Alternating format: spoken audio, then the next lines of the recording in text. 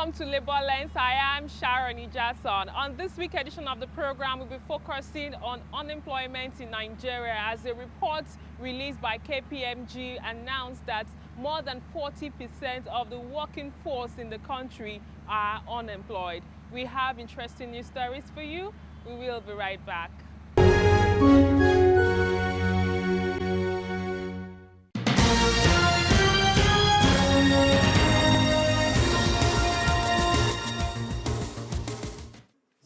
Senior Staff Association of Federal Neuropsychiatric Hospital, Yaba, says it has partnered with Federal Government Housing Loan Board and Brooks Asset and Resources Limited on provision of affordable housing for its members.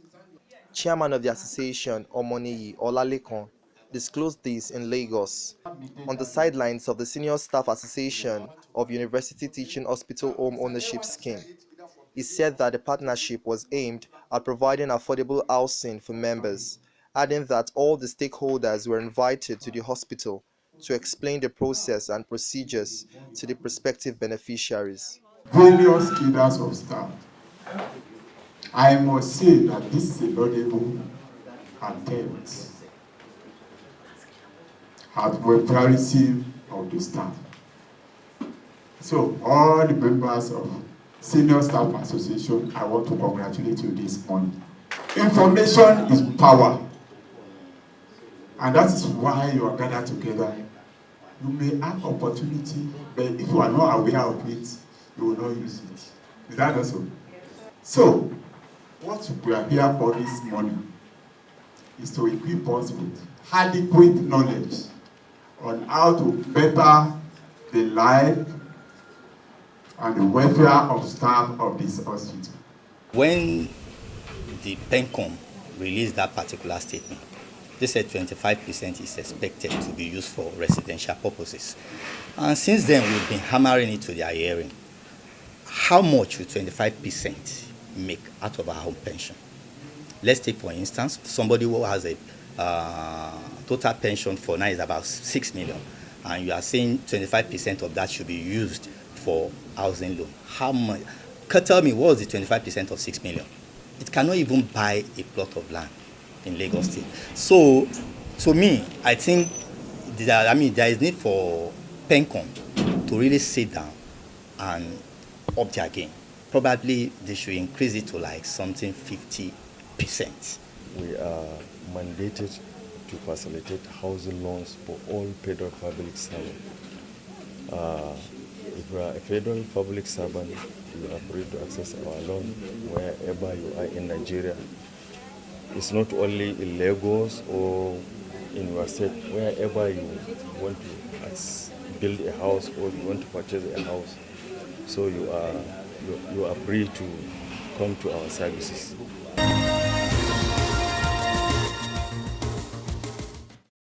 The Nigerian Union of Petroleum and Natural Gas Workers (NUPENG) has warned the federal government not to contemplate the removal of the subsidy on petrol without local refinery capacity in view of its socio-economic implications on businesses and ordinary Nigerians.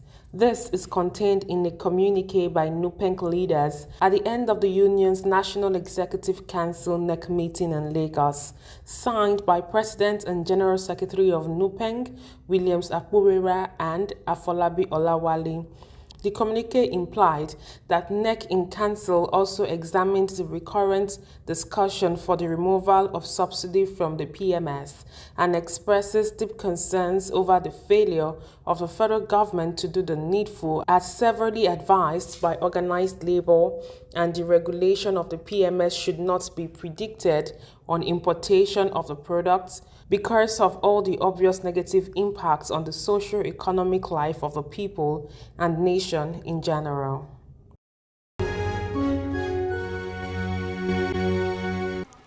This Nigeria that we are, there is job, but the problem government is having is that they are not censoring this, what do you call it now, this retirement age. Retirement, people are retiring every day. Every second, every minute, people are retiring, but government are not replacing people. If government should try and focus to where they're supposed to focus attention to. You will discover that people will be getting job. You can take, for instance, every year they are rolling out graduates from the university. And these graduates, they want to come to the labor market. But the people that are supposed to retire, they are not going. Look at this. Recently now, government just adding 5 years to the duration that the civil servant is supposed to be using as against that 60 years. To me, it's not a good idea. It's a terrible thing, sincerely speaking. If you look at the number of sites that people are using to defraud people looking for employment, it is alarming. Again, if you look at the way people are being ferried across the desert because they are looking for greener pasture, it's alarming. So when you look at the totality of this thing, you know that there must be an urgent thing to tackle unemployment in Nigeria, especially among graduates. And when I mean graduates, not secondary school leavers, I mean university graduates, HND, and colleges of education. At least those people graduated from those schools deserve good employment, and government must do something about it. I see unemployment in Nigeria is actually on the very high rate. But I will first of all say, even with the youth, are we ready to work? The thing is vice versa. When we say the unemployment and the increase, the youth itself, that is the unemployed youth, are they ready to work? Majority of the youth now are not ready to work. I don't know, based on the different reasons. Everybody has his own reason. But I want to tell you that even the youth, even when government said the job is available, are the youth ready to work compared to like in those 80s, 90s? You know why people are eager to work. The youth are hungry to work. But these days, we are not ready to work because maybe the salary given by the government will not be okay for us, or one reason or the other. So, it's, as I said earlier, that it's vice versa. If government can see it, before we can talk about that the government should increase the rate or the rate of unemployment, one of what they should also see how they can be able to convince this youth to apply for even the one that's available. Civil service, you see, if you go there, you see 6 people working in a department where they are not supposed to be there. A job that is meant for one person, you see 10 people in that room, in that office. They are doing nothing. And so there is no job in the civil service. And there is one avenue which I will advise the government to take on. There is this, they can go into farming. Youths that are sincere in going to farming can approach Bank of Industry. The government has already made it available. But there is this thing that government is doing that is not right. They give money to the boys. And some of these boys are people that goes around spending their money. But the money should go to the rightful hands. So if our youth are saying there's no job, there is job. But to go about it is the problem. On the profile interview segment this week, I'll be speaking with the Director General of the Nigeria Employers Consultative Association. He brings us up to speed on practical solutions towards eradicating unemployment in the country, while also sharing his thoughts as Nigeria transitions between governments. It's good to have you on the program. Thank you. A lot is happening in Nigeria at the moment, and we know that when we talk about labor, we talk about the organized private sector, and we talk about government as well. Recently, a disturbing report was released that more than 40% of the population are unemployed. What would be NECA's reaction to this development? Well, this is quite worrisome. More so when we look at the strata of that population that is mostly hit, which is the young population. And the first question is, will it have been different?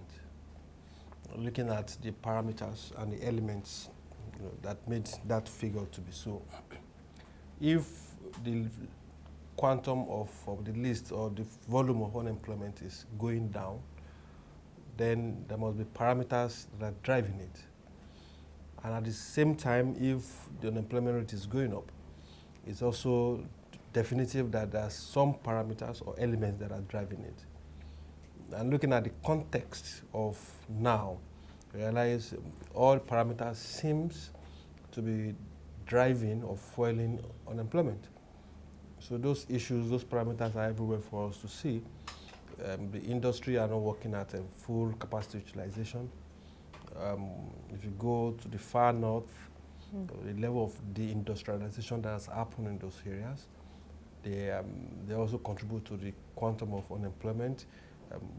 Because of those issues of this industrialization fueled by insecurity, you realize that at that axis, most industry have either closed down, migrated back to the more safer climes, or actually leave the country.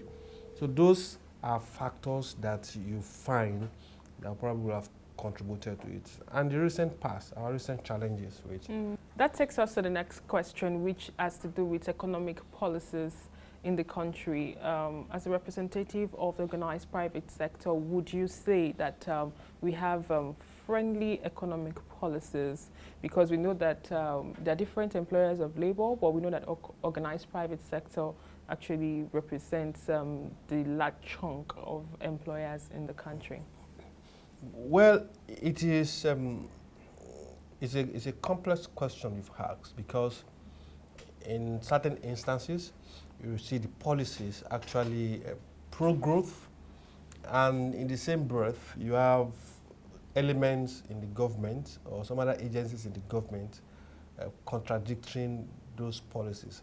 So the contradictions sometimes seems to negate the policy that we have. You have a government agency or ministry coming up with policies that promotes employment generation. And at the same time, you have other agencies of government creating bottlenecks for organized businesses that are supposed to generate employment. So as one agency of government is doing its bit to promote ease of doing business, you have within the same system some other agencies that are also creating bottlenecks for organized businesses. So fundamentally, while government is trying its best to make the environment hospitable for organized businesses, I think the inherent contradictions in that same system is what government has not been able to deal with. And we can see those contradictions everywhere.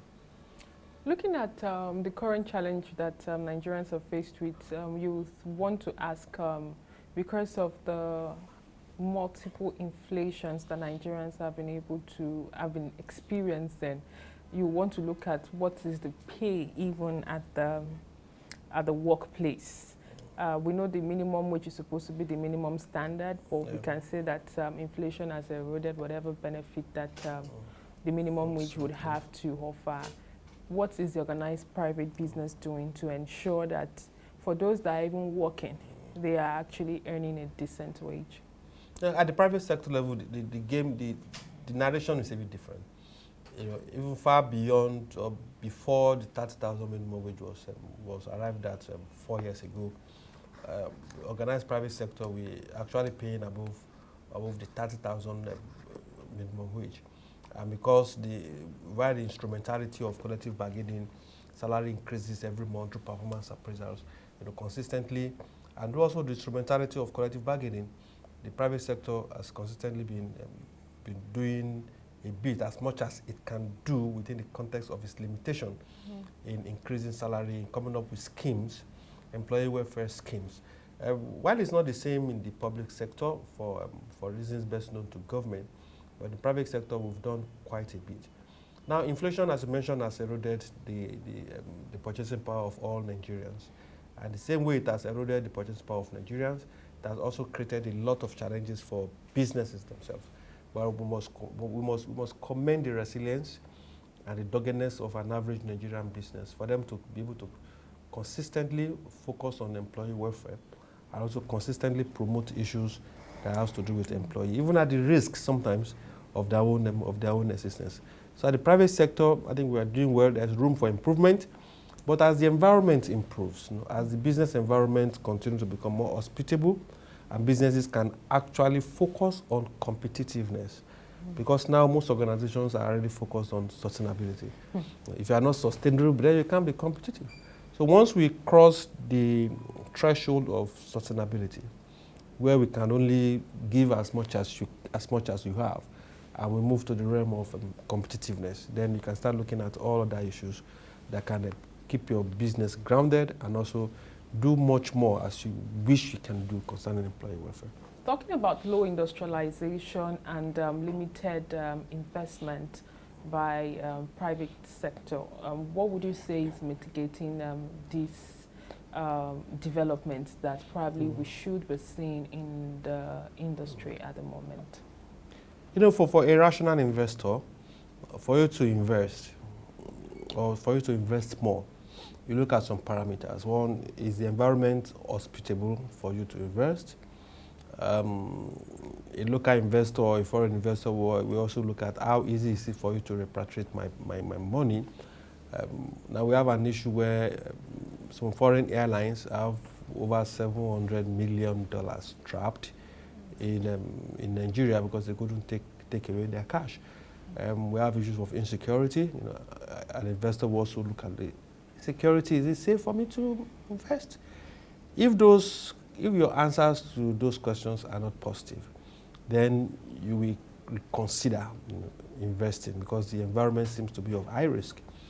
And in that instance, because an investor will always want to invest, he probably will take his money to another clime, which is part of the challenges that we're having. We have an unresolved issue concerning the security. Government has done a lot, but there's still much more to be done. We have issue of the environment, the fiscal and monetary policy, which are sometimes also contradictory, not alignment between those two policies. So an investor will look at how stable the environment is. If it's not stable, then I will likely not take the risk. So those that have come in to invest, we also want to commend their doggedness and their resilience. And those that are already invested here, that have invested money here, we also want to commend their staying power. Some said it takes, you must be unusual to run business in this environment. And sometimes we tend to agree because of the myriads, the multi-dimensional, let me use the word of government, the multi-dimensional challenges that you face as an enterprise. 4 to 5 million new entrants of people, young persons that would like to move to the job market, and there are no jobs to accommodate these young minds. What do you think would be the solution in terms of reducing unemployment in the country? And would you say that small, medium-scale enterprises could be the way out to cushion this effect? The SMEs and MSMEs are part of the ways. Now, this conversation is we'll look at it from this perspective. You cannot control the supply side because we have, we've lost count of how many universities we have now. So you cannot control the supply side. You cannot close the universities and say, okay, let's close for 2 or 3 years and nobody should graduate. You can't do that. So as much as you can't control the supply side, then you can do enough to make sure that the demand pipe is wider.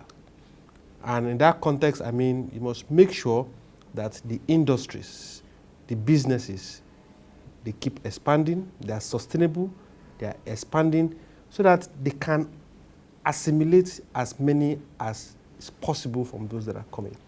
Now, the second thing you have to do is industries that have closed shop. Those areas, the northern area, northwest, northeast that we mentioned, we also make sure that we revive the businesses in those areas. Sectors that are moribund, like textile, those are sectors that can employ huge number of Nigerians. You deal with that. Then you now focus on issue of entrepreneurship.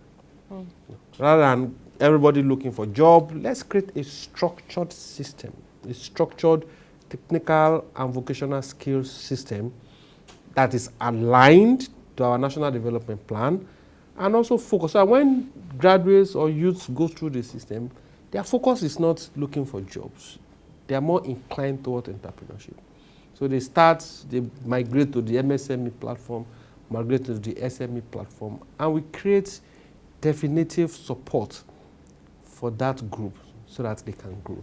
You know, if you have 1,000 SMEs that employs 2 individuals, you have taken 2,000, you've taken 4,000 youths out of the job market.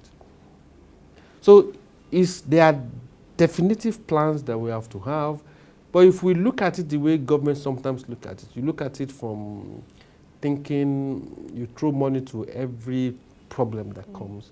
You know, so you can't throw money to every policy problems.